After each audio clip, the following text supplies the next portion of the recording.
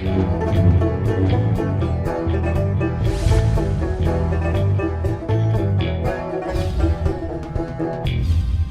I'm the DeadwoodJedi. This is another Raid Shadow Legends video. We are on the free-to-play. We are on the road. Ultra Nightmare, coffee in hand. It's gonna be an exciting day, guys. We got some stuff to cover because, as always, we're making advancement every single day. It's kind of mind-blowing, to be honest with you. Made some mistakes. Probably want to talk about that for a minute. And I thought we'd spend a little bit of time today discussing my Doom Tower team. We did some big stuff there today. I want to kind of go over it, but also I had an interesting comment on my YouTube, somebody asking how the heck I've gotten so far so fast when they were several times longer playing the game and several stages lower in advancing in it. And, you know, I think this entire group has done actually exceedingly well. I think we've had 2 people actually beat the normal Doom Tower already, and another person's already at the stages I'm at. So it would be, I think, a pretty good time for us to go ahead and take a moment and talk about it. I'll try not to spend too long, just talk general strategy and ideas with these things, and use that kind of to hopefully help some people out there. And then, of course, we've got some shards. It's 2x voids. I'm going to be opening some other shards. I guess by the time you see this video, I will have opened some other shards on my main account, but definitely going to be opening some here today. And hopefully we'll get really lucky, get a nice little epic or something like that. We want Godseeker and Eerie if we can. Anyway, so that's the plan today. So, oh, that was my second sip of coffee this morning. On point, let's just say. All right, so first thing we got to do today, before any of that, I gotta get my rewards, man.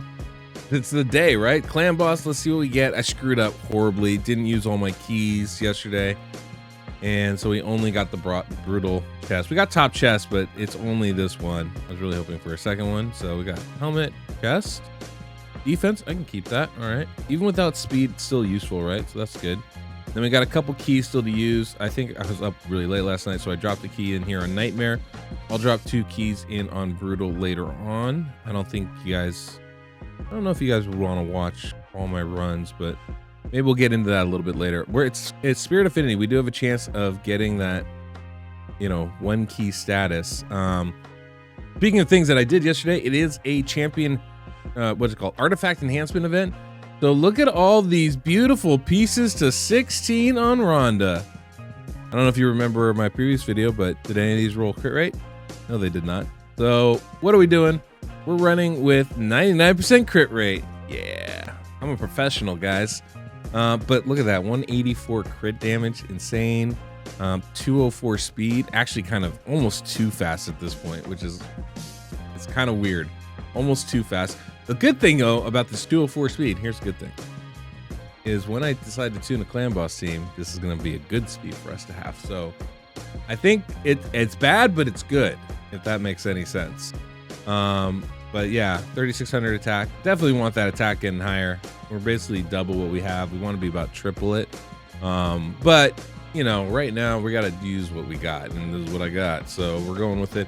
120 accuracy. We're a good 30 accuracy short of where we need to be for Brimstone and Nightmare.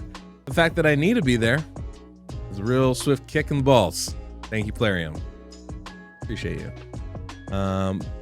What about Elva? I got her chest placed up, so her HP kind of jumped up quite a bit there. Still at 260 speed.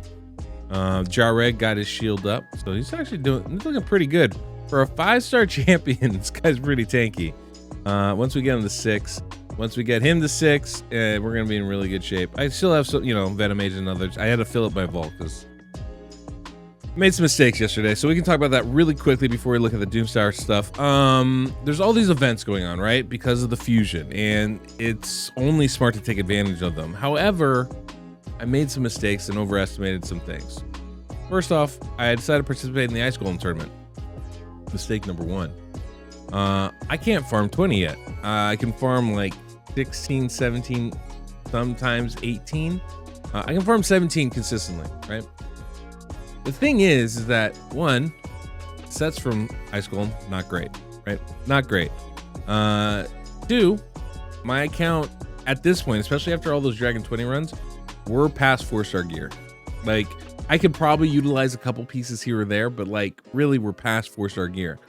So I need to get to level 20 if I really want to utilize this stuff, because I need that 5-star gear. I need that 6-star gear to really, advance my champions in my account.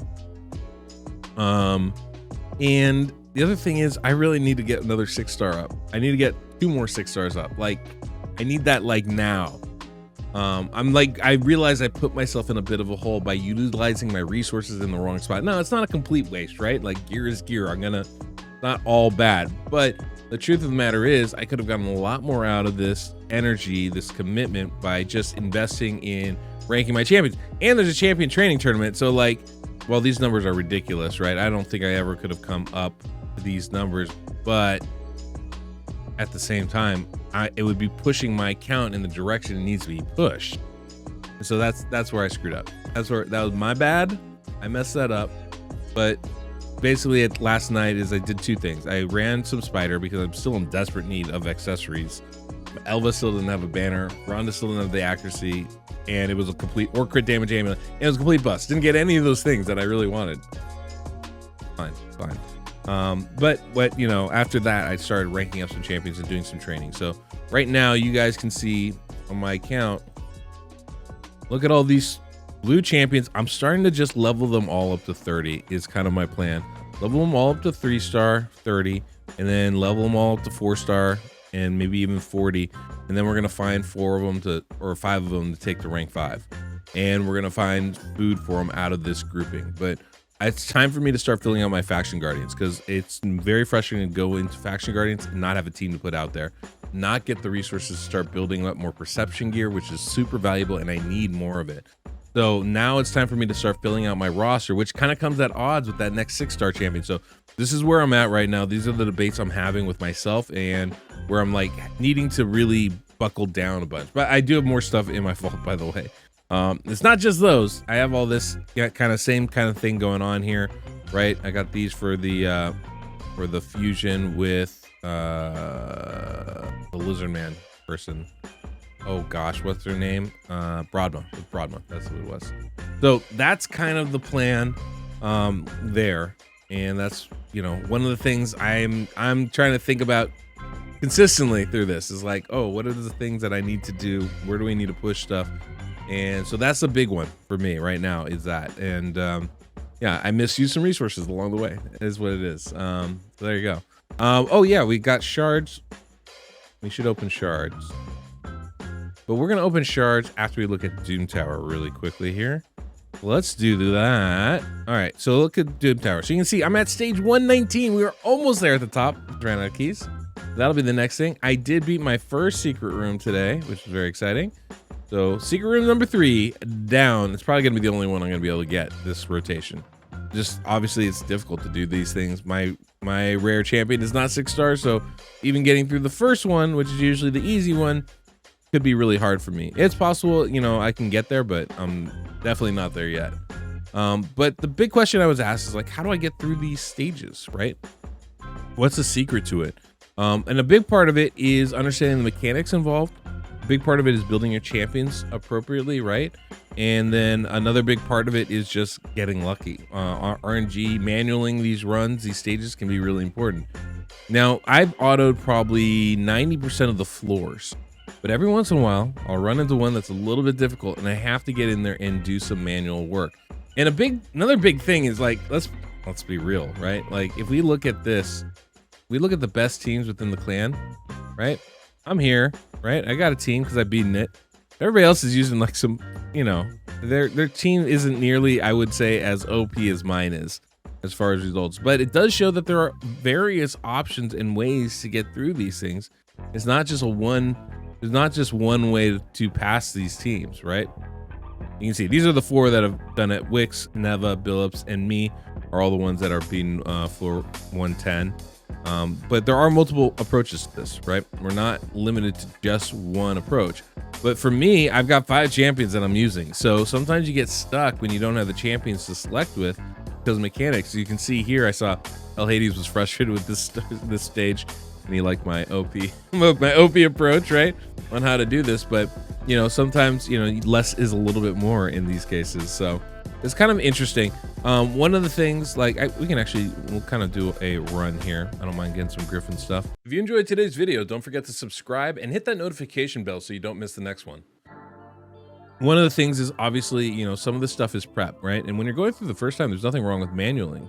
But like for me, I know I can run through this, but I also need to understand the mechanics involved. So with the Griffin in particular, there's some very specific mechanics that we need to deal with. Namely, that he's gonna put all the debuffs you put on him, he's gonna throw those back at you at one point. And at another point, he's gonna steal all your buffs, right? That's the big thing. Now, obviously, there's some other stuff, right? Like you do turn meter manipulation, he's gonna manipulate you back. That's going to be important. But I can get in here and I can just come in manual, see what I want to do. So like for Deacon, I'm not gonna use his turn meter boost, right? Because when he turn meter boosts, Griffin turn meter boost, that's bad. And you saw he got stunned because he has that decreased reduction mastery or decreased turn meter mastery on his A1. So that was that first one stripped all the buffs off our team, right? Transfers all this is the one that's coming up. He's gonna transfer all debuffs back to us. Removes all buffs from all enemies and tactical enemies. That's when he just did. So I knew that. So I don't want to put buffs on then. I also don't want to put debuffs up now because they're about to be thrown back at me. One thing I can do is prevent them from landing just like that, right? Toss that out there, good times. And then basically kind of come through, wait for this. Now, obviously I have Elva, right? And you know, that makes a big difference. You know, last thing I want is what's about to happen is Brimstone to get transferred to my champions. Stupid Brimstone. Oh my God. There we go. Brimstone's now on my Rhonda. God, declaring you freaking idiots. Calm down. Okay, but anyway, debuffs got transferred to us, right? So what's our turn? What do? Now we start putting the debuffs up, right? I save those abilities. If our buffs already got stolen before, so we can put up our buffs, right? Ally protection, great. There we go.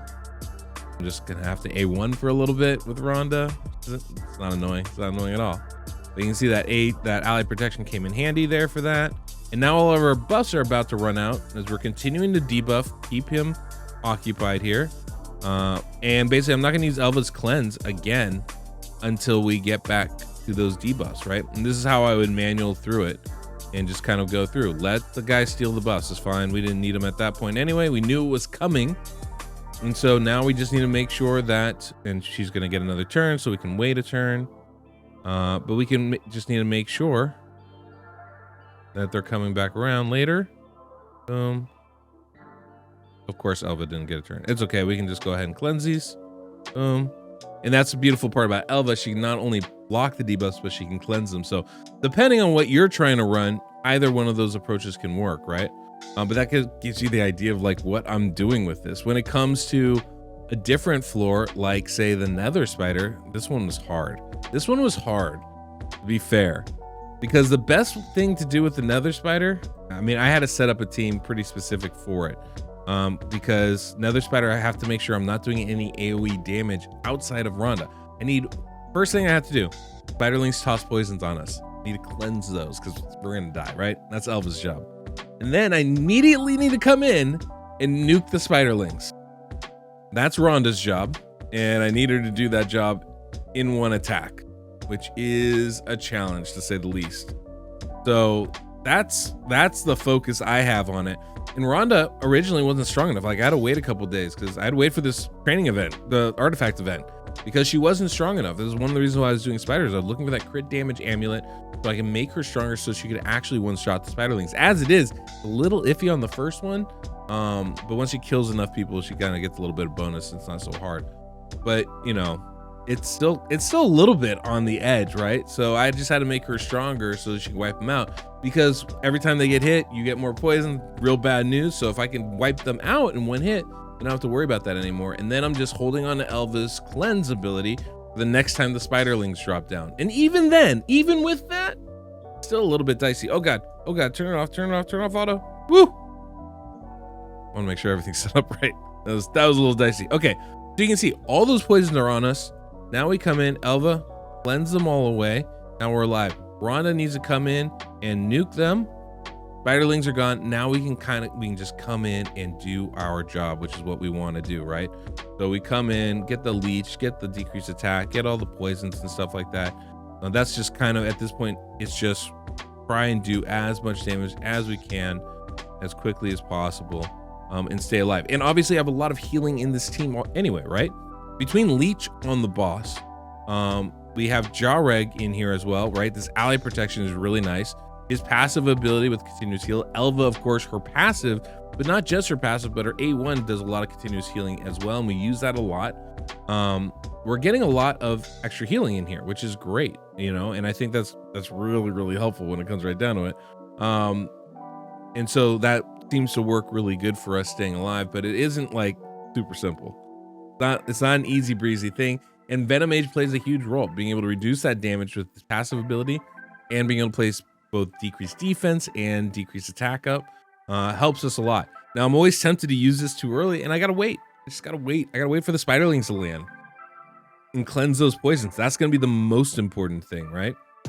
Is they're gonna be coming in hot, trying to kill us, and I need to be able to prevent that as best as I can. And so that's kind of my approach with it, and it seems to work okay. But it didn't work until Rhonda was strong enough to wipe out the spiderlings. Now that's my approach. Doesn't mean it's the only approach. It's just that's my approach. But it's what worked for me, right? But yeah, so that's kind of it at this point, right? Elva didn't go first, so we needed to wait. And of course, there went Rhonda, which is, oh, that's disappointing.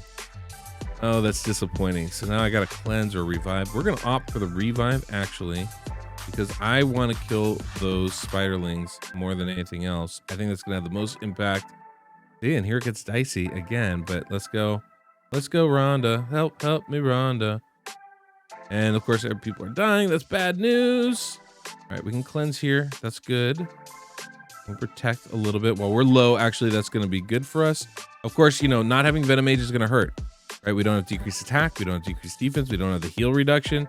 A lot of things that we're missing out, and that's part of that is because Rhonda went ahead and died on us. All right, Rhonda, why would you do that? You can see all those poisons start stacking on her, which is just really frustrating. This boss can be really, really annoying and very difficult to manage, to be fair. But yeah, we're getting through this pretty decently here.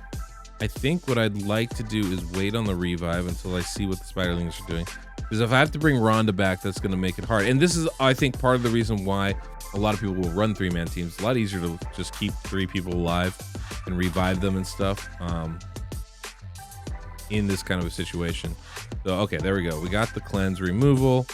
We're gonna wipe out the spiderlings, almost all the spiderlings, but that's okay. Losing one like that is not really a big deal. And then we get Venom Mage back. We take out this little feller. Oh, good, nice. I didn't say that. We're gonna bleep that out. I just realized I cursed. Try not to do that on the channel. Family friendly. We just lost Rhonda. That's bad, because now we got to make sure we get Rhonda back before the spiderlings come back. Anyway, you guys get the idea of like what's going on here. I've beaten it. I don't have to beat it again. You guys know what it's about. I don't like doing this one. But this is kind of the approach, right? It's about understanding the mechanics and figuring out the best ways to combat that. And obviously there's tons of videos out there talking about the different mechanics and how you beat things. But that's kind of the thought process I go through when I'm trying to build these teams. Now, obviously with the waves, it's a little bit different story, but it's very similar to Clan Boss, right? What do I need to do? Well, I need to deal damage. I need to protect my team. I need to heal my team. I need to make sure I'm debuffing the enemy.